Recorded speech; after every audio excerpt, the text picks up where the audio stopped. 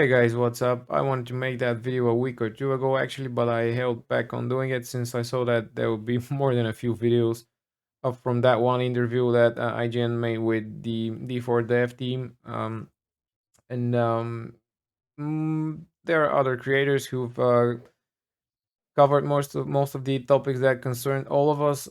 There is one thing though that got me that I think kind of slipped through, and I want to just expand on it a bit. I'll just play that one bit that got me. I think a big part of it, when you think about you go back to the history of what Diablo 1 and 2 were, and sort of like, especially 1 was like this notion of it was a kind of a cult classic, kind of niche game because it was dark. It was kind of the forbidden game you shouldn't necessarily play, or you weren't allowed to play from your parents.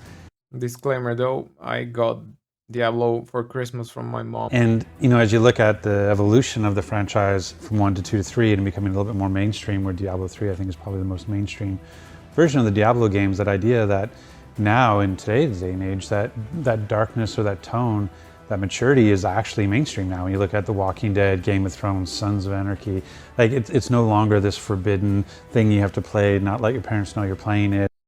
Okay, so there it was, mainstream and darkness. Number one concern for me, they're going to try and Rob Zombie that shit. So let's think on the true essence of horror.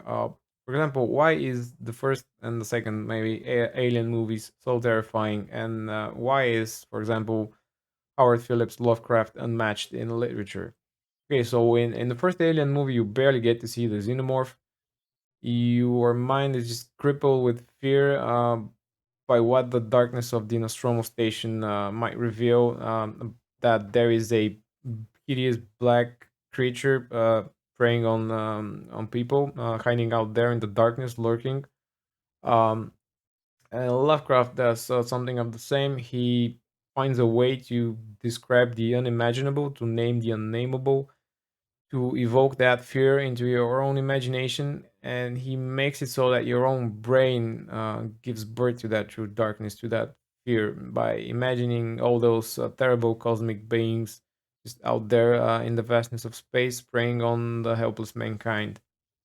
And what about horror in video games? So for example, do you remember Resident Evil 1, when the camera would just shift facing straight at you, so you couldn't see straight ahead? You could just hear the sound of rotting feet being dragged towards you, and you would just hope that you won't waste all of your 5 bullets shooting at the corner of the room or something, and just sweating fingers, and you know that you're going to be attacked any second, and you don't know what's going to happen. But yet that got me when I was little, and that still kind of makes me feel anxious when I play those types of games. So maybe it is a thing that stood the test of time. And in Diablo 1, you have the limitations of its day and age, and that are mainly the graphics, its engine. But that is basically the true representation of less is more, actually. You're not exactly shown in gritty detail the monsters you're fighting and the environment. You just have to half imagine it, glimpsing hints of mutilation and gore along the way. The sound and the atmosphere is the true terror in Diablo 1. Remember that first gauntlet, the true test of grit? Fresh meat. The butcher just being not impossible, sweating fingers, it just, he will destroy you. You aren't showered with loot before that encounter. You don't get to switch to fucking adventure mode and breeze through hell. You just have to fight the goddamn butcher with a simple sword, and he's just killing you with one blow. Diablo 1 is a story about the hero descending into hell, losing his soul, and it is a believable story. It's a story as old as the world, and it evokes further discomfort because it's so true, it's so real and believable. And that, coupled with Matt Wellman's nightmarish audio, creates a true masterpiece for me. That doesn't necessarily mean that D4 should be ugly. It just means that, for me, having a mainstream Halloween flick with gothic filter on ain't gonna cut it. excess gore by itself is not really scary, it's just bad taste. You won't feel that darkness unless it punches you in the gut, makes it so that you actually feel nervous about entering that chamber.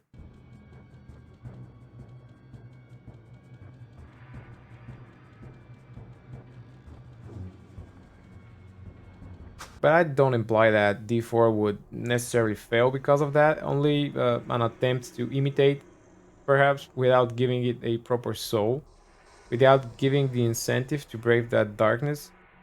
Diablo 3 was a bad game not because of the fairies and its lighter color palette. It was a bad game because it gave no real meaning to pursuing loot and no real challenge once you had that loot. It was just numbers, green means more, blah blah blah, you know it. There's also one thing that's kind of arguable, but there's that predominant consensus that this and that and every other game out there has to be old school, and this band has to be old school, and this whatever. I mean, you can't make old school now.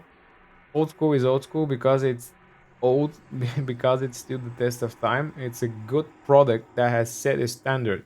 So if Diablo 4 is a good game, it will be old school one day. It will be that great thing that we've enjoyed, and but it cannot be old school upon its release. I mean, it's just not the way it works. And by now you're probably wondering who the are you and why you're the expert all of a sudden. I'm not. I just love a good story. I prefer the book instead of the movie, you know. I'm also the guy who got Diablo for Christmas, remember, from his mom. Maybe she just saw one of them commercials. Maybe they just celebrated Halloween early in this town. Maybe every day. I began looking for answers. But soon I couldn't get the images I'd seen out of my head. I just wanted to share these thoughts, leave them here for when Diablo 4 eventually arrives. I'd be delighted to look upon myself as I am now with that old wizened hag expression Oh, my sweet summer child. and prove myself wrong.